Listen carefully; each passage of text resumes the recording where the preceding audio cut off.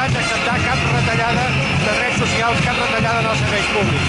Els treballadors no podem fer recaure a les nostres esquenes la qualitat dels serveis públics. No es pot retallar allò que els treballadors, que les persones, que la ciutadania hem aconseguit. ¿Por qué estamos aquí? Estem aquí perquè el govern prengui nota. Aquesta retallada és inútil, no es porta enlloc. I el govern ha d'entendre que els serveis sanitaris, els serveis educatius, els serveis socials que tant temps i tant treball els ha costat conquerir, no el pot prendre ara així com aquí.